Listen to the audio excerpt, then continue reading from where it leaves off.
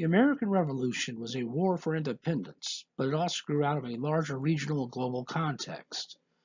During the American Revolutionary War, many colonists attempted to remain neutral, although they were sometimes forced to choose a side.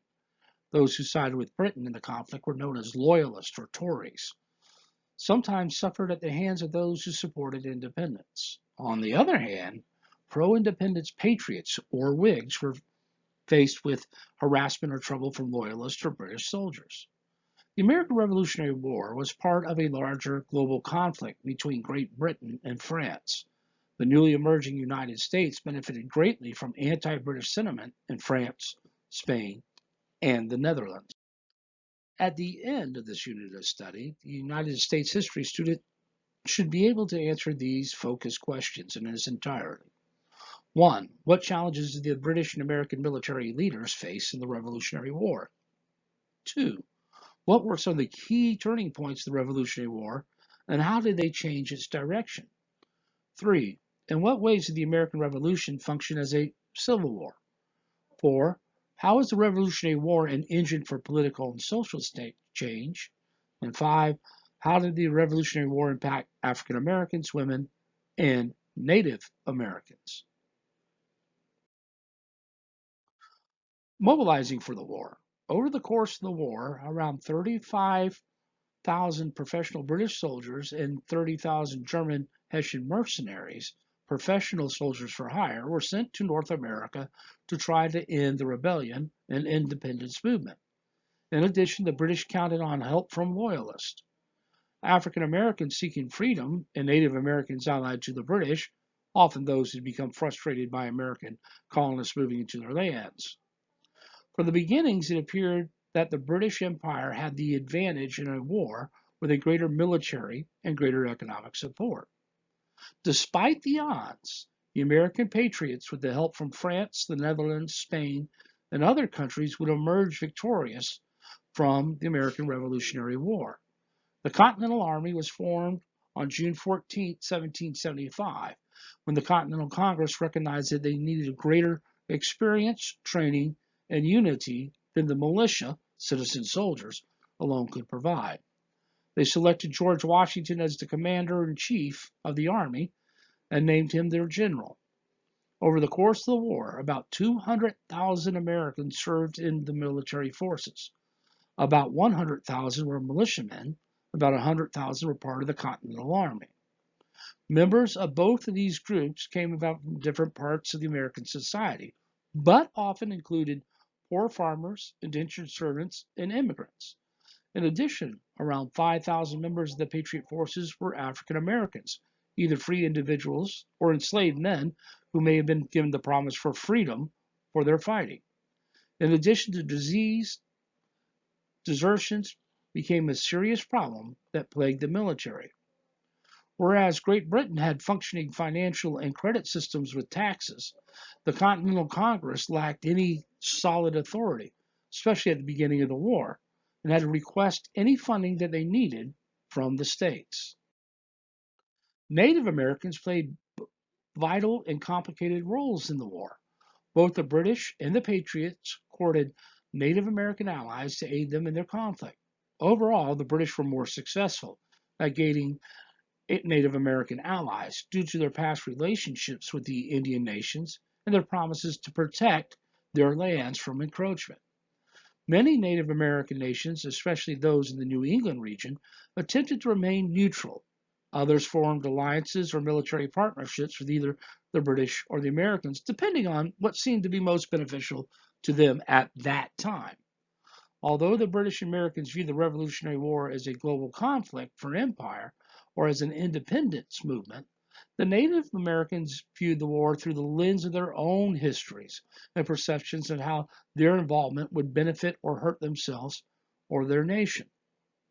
Although the Continental Congress and many American patriots believed that the French Canadians would join their cause, the attempt to invade Canada would end in disaster, as was the case during much of the war. Disease caused more harm than the fighting itself, especially when smallpox spread through the American forces. Washington's narrow escape. The year 1776 was one of near disaster for the colonial army. General Howe had assembled the largest British army ever to find and defeat the Continental Army in order to put to the end of the rebellion. The Battle of Long Island. While trying to get time to train his soldiers, Washington and his men fought a series of retreats. In 1776, the American forces suffered a series of humiliating defeats, most notably at the Battle of Long Island in the New York City region. The British took and kept New York City, which became a haven for Loyalists for the rest of the war. Washington recognized in suffering defeats in the battles around New York City that he needed to fight a war of attrition to outlast the enemy and launch hit and run tactics that would eventually wear down the British forces. General could have ended the rebellion if he pursued Washington into Pennsylvania, but instead was content with his mistress in New York. Thomas Paine's The American Crisis. Low morale and low enlistments plagued the American war effort in late 1776, and a lot of those enlistments would end on New Year's Day. Thomas Paine, as we already know him as the author of Common Sense, soon published another pamphlet called The American Crisis. These are the times that try men's souls, and the summer soldier and the sunshine patriot will be in this crisis shrink from the service of his country, but he must stand.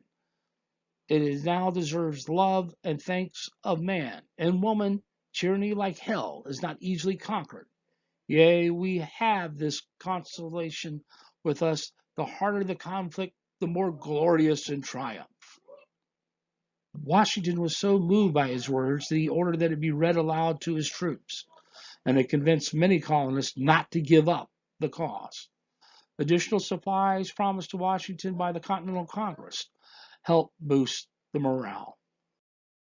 As this map shows, as the British with the Howe brothers, General William Howe and Admiral Lord Howe, had landed at the tip of Long Island here, that they were able to drive Washington from Brooklyn, Harlem Heights, and from Fort Washington and the White Plains. Washington therefore had to retreat towards and closer towards New Jersey. And in each case, he was combating and trying to keep the forces and morale high. And he's desperate. Something needs to happen, or they could lose this war. A desperate gamble. Finally, two victories in December of 1776 helped encourage the Patriots. Washington learned that the Hessian garrison at Trenton under Colonel Johann Rall was unprepared for an attack, crossing the ice-choked Delaware on Christmas night. After the British had entered winter camp, the army led by Washington crossed the Delaware River and routed the 1,500 Hessians, 900 whom were captured in the fighting. After an hour of street fighting, Rall was mortally wounded, and 918 Hessians had surrendered. There was only just 6 U.S. casualties. One of the wounded was future President of the United States, James Monroe. Another victory was at the Battle of Princeton, further encouraged the troops and the Patriots that they could win this war. After these victories, Washington's small army entered its own winter camp at Morristown, where the colonial army was trained for the next spring's battles. The harsh winters, the low supplies challenged the small army. In addition, smallpox and other diseases ravaged the winter camp. In 1777, Washington made the daring decision to mass inoculate the entire army against smallpox. A strategy of evasion. General Howe wanted to meet Washington head on in one big decisive battle, but Washington refused to take the bait and allow the British to take and keep New York, just employing hit and run tactics and evasion. Britain hoped to destroy the will to fight, which became more difficult with each passing year and expensive. But the men became to endure Washington. Unlike other general officers that would, during winter quarters, could go back home and have the comfort of hearth and home, Washington remained there with his men, eating the same food and enduring the same hardships. American society at war. Contrary to popular belief, the entire nation did not rise up to protest the American Revolution. Colonial society was split between three groups: the Tories, who supported the British, the Patriots in favor of independence, and those who were disinterested or wished to remain neutral in the conflict and just leave me alone. The colonial army was divided into two groups: the army whose soldiers enlisted, and the militiamen who were sent by their states to fight.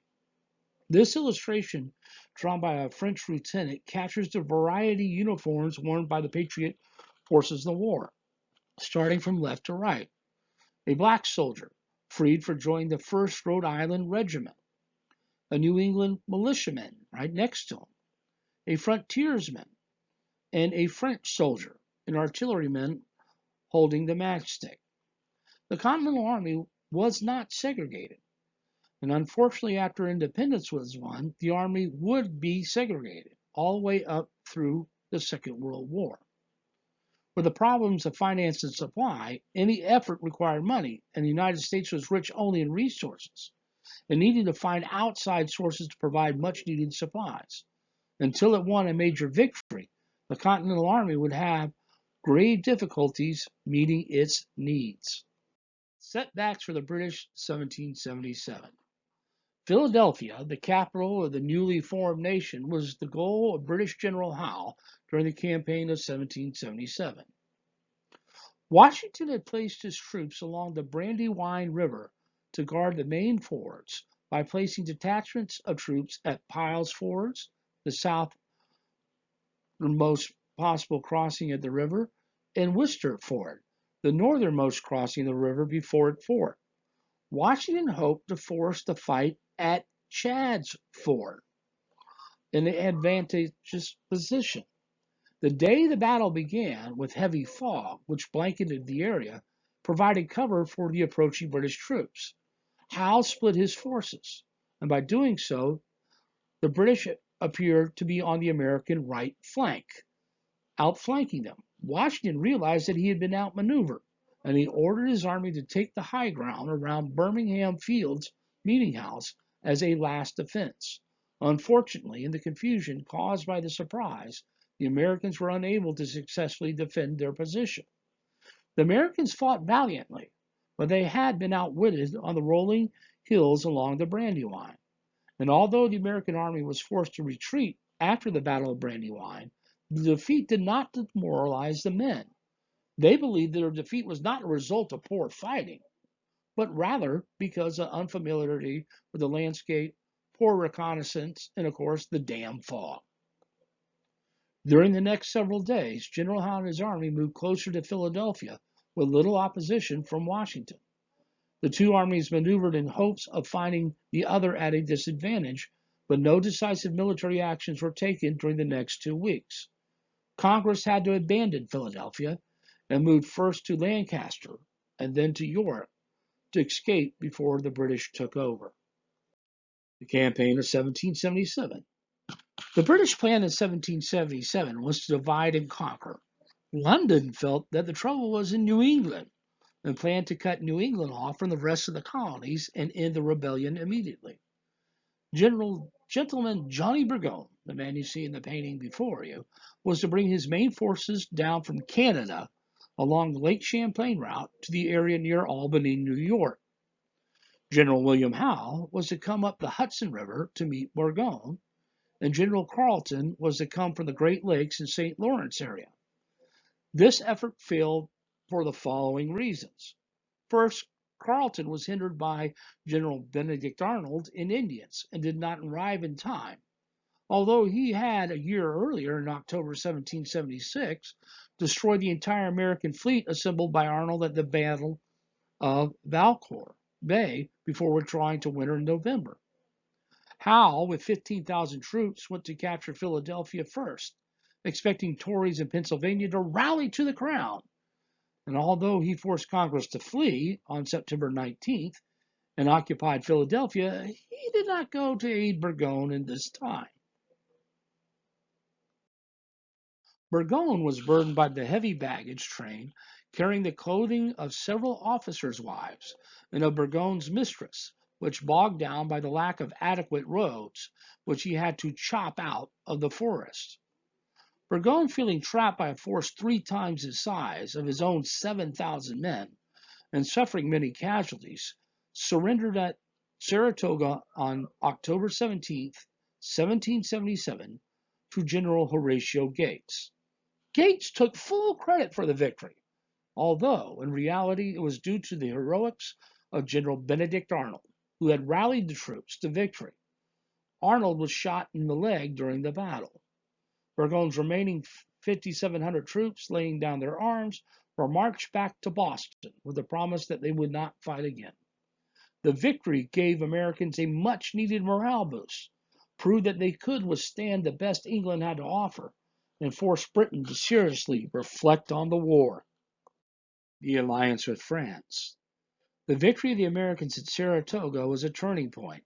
Success finally convinced the French, who had lost 4 wars to the British in the previous 80 years, and also lost more territory in result of those wars, now decided to sign first the Treaty of Amity and Commerce, which recognized the de facto independence of the United States and established a strict commercial treaty between the two nations. Next came the Treaty of Alliance on February 6, 1778, which promised mutual military support in case fighting should break out between the French and the British forces. As a result of the treaty signing of Amity and Commerce. In this treaty, the French guaranteed that we'd fight until America was independent and neither side could leave the war without the consent of the other. As a result of this treaty, staying in 1779 and the British in 1781, but also allied themselves with the French and the support of the Americans. This map depicts the major campaigns in New York and Pennsylvania in 1777. As we had first started off, the Battle of Brandywine Creek, as we can see here, that allowed the British to secure Philadelphia. Remember, in the original plans, Howe was supposed to come up the Hudson River to meet Burgoyne, as well as Carleton was supposed to come from the St. Lawrence River. But since Burgoyne was on his own, this is the reason why he lost at Saratoga. After the debacle of Saratoga, General Howe was replaced by General Henry Clinton. This became a common theme among the British during the war. When one failed, another took his place, and new ideas and strategies. Valley Forge, an area of Pennsylvania approximately 20 miles northwest of Philadelphia, where General George Washington's Continental troops were quartered from December 1777 to June 1778, while the British occupied Philadelphia during the Revolutionary War. Approximately 2,500 men, about a quarter of those encamped there, died of hardships and disease. Some in Congress were actually considered replacing Washington with Horatio Gates. General von Steuben. While Washington was in the winter camp at Valley Forge, the colonists were shaped into a professional army with the help of Prussian Baron Friedrich Wilhelm von Steuben. Steuben took the best soldiers of the Continental Army and then taught them close order drill, then used them as a model.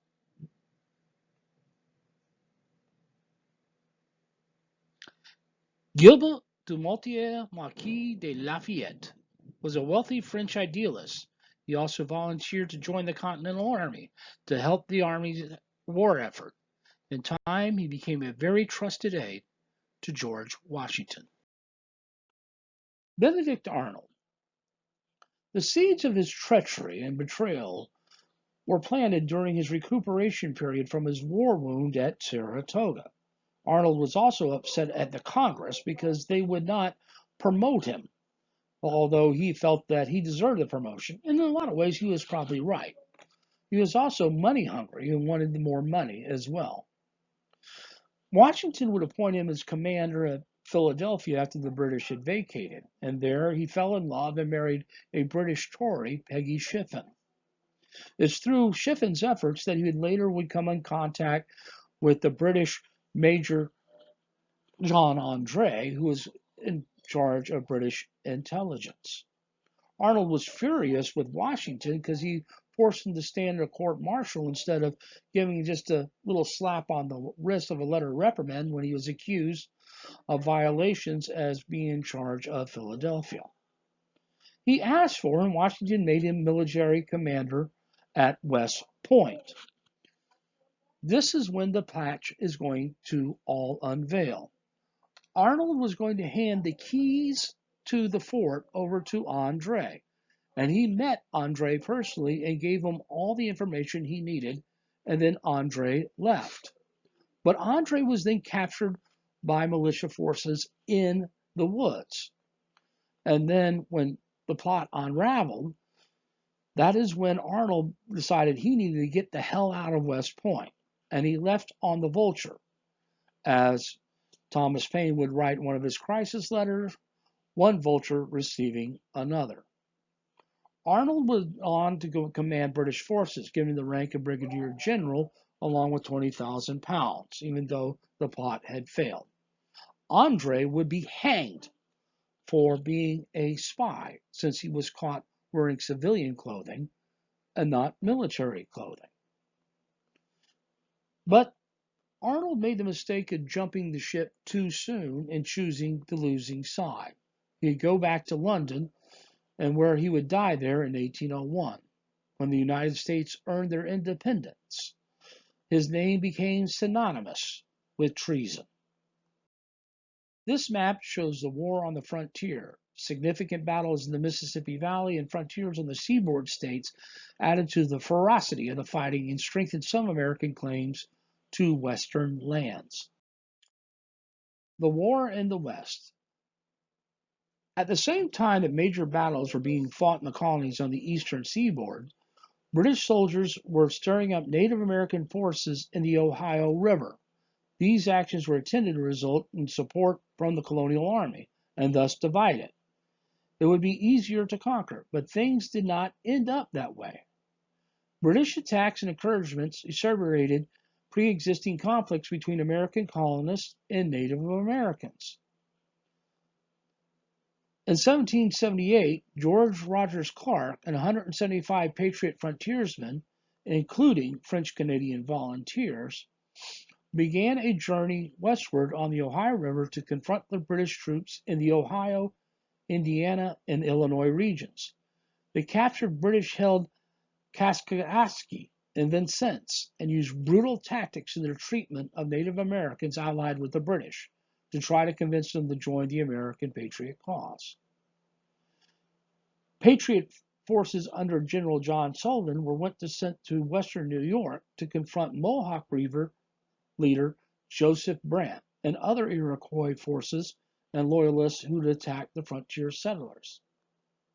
The complexity of the frontier tensions were also apparent farther south in Kentucky, where Daniel Boone, the man you see painted there, and other frontier settlers fought against the Shawnees, British troops, and Loyalists. The War at Sea. Facing a much stronger British Navy, American naval officers engaged in a guerrilla war at sea. The United States Navy was supplemented by the commissioning of privateers. The U.S. Navy was no match for Britain's, but individual ships run by American privateers did run on occasional successful raid of British possessions in the Atlantic.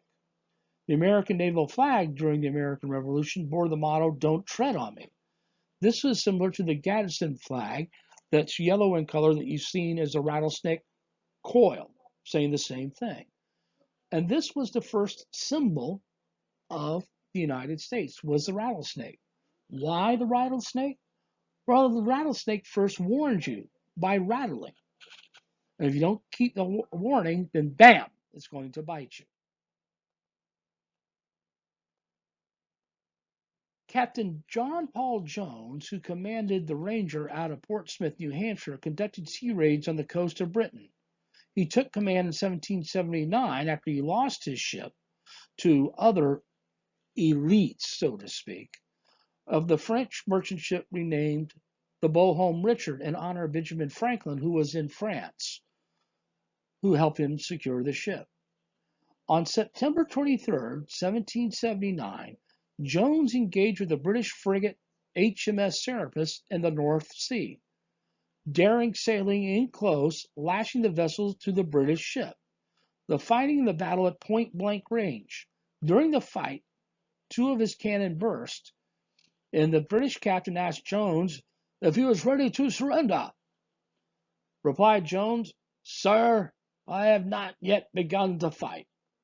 He ordered the American crew of Marines boarded on his ship to fire at the Navy personnel on the Serapis, and the British would strike their colors.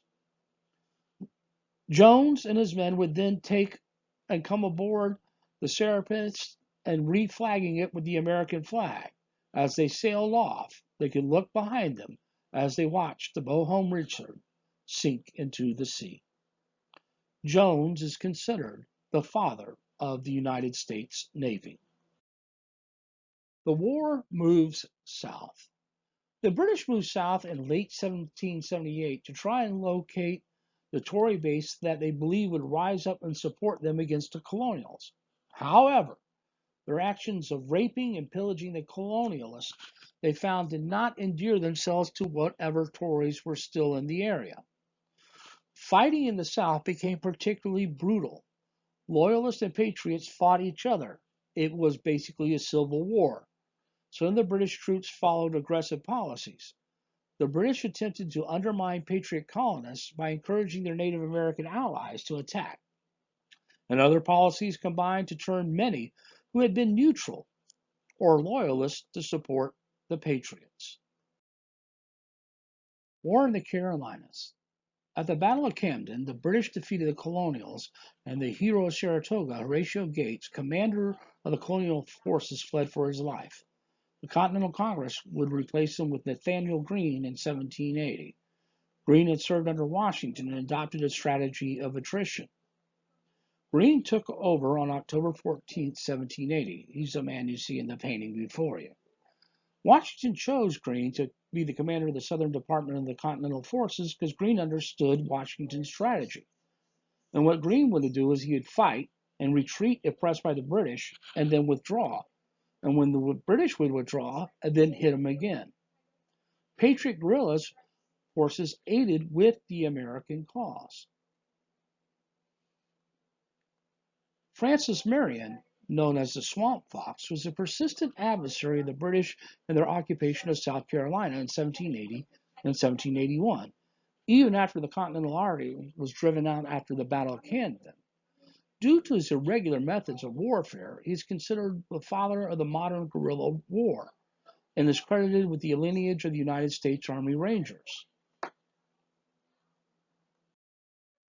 The Battle of Kings Mountain was a decisive battle between the Patriots and the Loyalist militias in the Southern Campaign, which took place on October 7, 1780. The battle was a pivotal moment in the Southern Campaign. The surprising victory over the Loyalist American militia came after a string of rebel defeats at the hands of Lord Cornwallis, and greatly raised morale among the Patriots. With Ferguson dead and his militia destroyed, Cornwallis was forced to abandon plans to invade North Carolina and retreated back into South Carolina. Patriot backwoodsmen who had experienced in fighting Cherokee were sharpshooters and were given the order, "Shoot like hell and fight like devils." More like a family feud of brother against brother. Southern retreat. The Battle of the Cowpens took place on January 17, 1781, and was a decisive victory by the Continental Army forces under Brigadier General Daniel Morgan. It was a turning point in the reconquest of South Carolina from the British. These battles forced Cornwallis to abandon his plan for the Carolinas, and he had to march north to Virginia. At this point, General Clinton ordered Cornwallis to take up a defensive position at Yorktown. Although Cornwallis's instincts told him, don't do that, he followed orders and set up camp in this fateful town. Cornwallis would later defeat Nathaniel Greene at Guilford Courthouse on the way to Yorktown. This map gives us a better visual of the campaign to the south. Now, the British were able to take the port cities of Savannah and Charlestown. They wouldn't be called Charleston until after the war. Then, as we can see, as Cornwallis begins to move north, and he would meet Horatio Gates and defeat him at Camden in South Carolina, but then would lose at Kings Mountain and Cowpens. Now, Cornwallis would win a victory at Guilford Courthouse, but then was forced to march, first taking on supplies at Wilmington and then heading north to Virginia. A war of endurance, the Virginia campaign. Washington had sent his French aide, the Marquis de Lafayette, to Virginia in the spring of 1781 with a few Continental troops, and these were reinforced from time to time until in June when Cornwallis pulled back down the Yorktown Peninsula. Henry Clinton told Cornwallis to send all his men to New York so they could help and take Philadelphia. However, Cornwallis kept all his troops, which was about 7,500, and began to fortify Yorktown and Gloucestershire across the York River. Washington throughout the war was always insistent of taking New York, which he never did. He was finally convinced to abandon New York to see the opportunity of defeating Cornwallis at Yorktown. So within 5 days, Washington's plans were abandoned, and Washington and French General Rochambeau, with 2,500 Continental and 4,000 French troops, started their march to Philadelphia when Clinton realized they hadn't planned on attacking New York. Admiral de Grasse of the French fleet arrived at the Chesapeake Bay on August 30th, and the British fleet from New York arrived off the bay on September 5th, the Battle of Yorktown. Following this was a decisive naval battle, with the French under de Grasse driving off the British fleet in the Chesapeake Bay region. British Admirals Graves and Hood would go back to New York. Cornwallis was then besieged by a Franco-American force of 16,000 troops. Back in New York, the British admirals were deciding on how and when to rescue Cornwallis, when then on October 17th, a British fleet finally set out of New York to rescue Cornwallis, but it was too late. Cornwallis was outnumbered, outgunned, and was running out of food. He finally surrendered his army of 7,157 on October 19, 1781. Cornwallis would not attend the surrender ceremony, claiming he was too ill. Washington designated General Benjamin Lincoln on the white horse in the center of the painting as one to accept the submission of a subordinate British officer, who at first tried to snub Washington and hand over Cornwallis's sword to the French General Rochambeau. He pointed immediately to Washington as being the supreme commander of the Allied forces. The surrender of Yorktown ended the fighting in the war for the American independence and the Americas, except for some minor fights in the South. But other battles still went on overseas. The Treaty of Paris. As soon as the war had begun, the United States sent diplomats to England to work to secure a peace. Although the negotiators fluctuated throughout the war, they were led by Benjamin Franklin and John Adams. As soon as the war in the New World ended, it became obvious to the diplomats that France and Spain were not interested in ending the war. England's army was defeated, but not her navy nor her people. France wanted England beaten and was unwilling to broker negotiations with it for the United States. Spain had entered a war against England, but had never sent military aid formally to the American colonies. By late 1781, after the news of the defeat at Yorktown arrived, the British government began to take measures to end the fighting in North America against the United States so it could concentrate the resources on fighting their global war with the French and the Spanish. Franklin entered the negotiations with Great Britain in 1782. A committee of prominent Americans, John Adams, John Jay, and Benjamin Franklin, would secure the Treaty of Paris of 1783, which brought the end to the war. Under the treaty, the United States benefited most. Although the lack of clarity concerning the new nation's northern and southern boundaries led to trouble in the future, the British agreed to recognize American independence. the Mississippi River as the western boundary of the United States, giving up claims to lands west of the Appalachian Mountains. The Native Americans who had claims over these lands, once again, were not consulted. So we see in this map how the United States is first formed. The southern boundary to Florida. Spain got Florida back again from Great Britain. The French didn't really have any claims to any of the territory. But Spain, of course,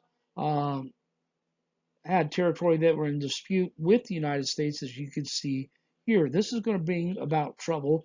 Plus, the Spanish and the French, especially the French, still own the port of New Orleans. War as an engine of change. Was the American Revolution truly revolutionary? What had begun as a crisis for political rights had ended in a separation from the mother country. But once the separation was complete, the system of laws and standards remained as it was before the war. One major change was the desire to codify the civil liberties and the powers of the states in the face of the national government. State constitutions written during the period of 1776 and 1787 provided the opportunity to experiment with different forms of government and levels of political participation. This is seen in crafting our first system of national government, the Articles of Confederation, which created a loose network tying the states together, but only when necessary. With the creation of state governments, more white men became eligible to participate in the political process. Property qualifications for suffrage were lowered or eliminated, and more farmers, tradesmen, shopkeepers, and other working men were elected to positions within their states. Many of those who remained loyal to England during the war now found themselves ostracized from their communities. After the war was over, around 80,000 Loyalists fled the United States after losing much of their property. Some Native Americans whose alliances with the British made them vulnerable to attack by Americans or other Native American groups fled the United States as the war ended. As the colonists continued to move westward, their settlements encroached on lands claimed by Native American groups, including those who had attempted to remain neutral or who had allied themselves with the United States during the war. Freedom of religion. The Congregational Church developed a national presence in the early 19th century. Lemuel Lewis, depicted here in the painting, was the first African American preacher. A major change in American society following the conclusion to the American War for Independence was the growth of non-Anglican churches. They played a role in shaping the evolution of society and politics and continued throughout the remainder of U.S. history. As more individuals joined non-Anglican churches, all of the newly independent states, except for Virginia, continued eliminating tax support for the church. Thomas Jefferson penned the Virginia Statute of Religious Freedom to build on the 1776 Virginia Declaration of Rights and further guaranteed freedom of religion in Virginia. Equality and the Revolution. It's important to remember that although the war was fought for the independence of the American colonies and its citizens, that the Declaration of Independence declared that all men were created equal. After the war, there was not much change for some groups. While the strict class structure that existed in England had never fully developed in the colonies, what had been practiced was still in effect. Slavery was still practiced and remained a major political and social issue for the next 80 years. Examples of paradoxes included Jeremiah's imprisonment and hanging, despite his wealth and status as a free man. Although some enslaved Africans were promised and granted freedom by their white patriot owners, the British offered greater opportunities for freedom to enslaved African Americans. By offering freedom to enslaved African Americans and indentured servants, the British were able to disrupt the Patriots' economy and sense of social stability. However, these efforts on the part of the British also backfired.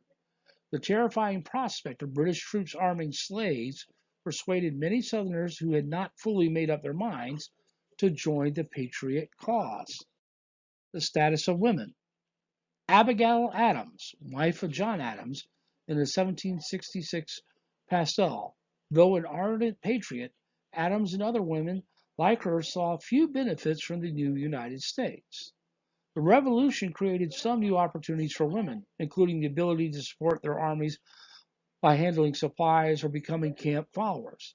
However, their social and legal status remained much more restricted than that of men. British common law treated women much like children. A single woman remained under the legal cover of her father or guardian, and upon marriage, her husband. Although the legal status of women varied by state, in general, women were barred from political participation, as well as buying, selling, or managing property. Abigail Adams famously urged her husband, John Adams, to remember the ladies in the new government. However, John Adams asserted that men knew better than to give up their cherished legal rights and control. Thomas Jefferson, who wrote that all men were created equal in the Declaration of Independence, also did not agree with the idea of participation of women in politics. The emergence of American nationalism. The Revolution sparked a sense of nationalism among the newly freed colonies. It was not long after the Revolution that July 4th became the day set aside to memorialize the event. Unlike the Old World, the United States did not have an ancient history to draw from its national identity.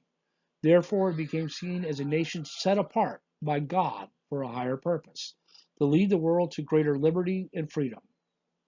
On December 23, 1783, in the Maryland State House in Annapolis, George Washington resigned his commission as Commander-in-Chief of the Continental Forces. The action was significant for establishing civilian authority over a military, a fundamental principle of the American Republic. Washington, illuminated by the light falling into the room, stands in the uniform before the President of the Continental Congress, Thomas Milton, and the delegates among who is Thomas Jefferson. Behind Washington are his aides de camp, Colonel Benjamin Walker and Colonel David Humphreys, and spectators. The delegates and spectators direct their attention to Washington as he extends his right hand to return his commission. The empty chair, draped in a cloak, suggestive of a throne covered with the king's robe, symbolizes Washington's act of retiring from his position of power. When news reached Great Britain to King George III, when he heard that Washington had done, he had said, "He is the greatest man of his age." And so ends our study of the American Revolution.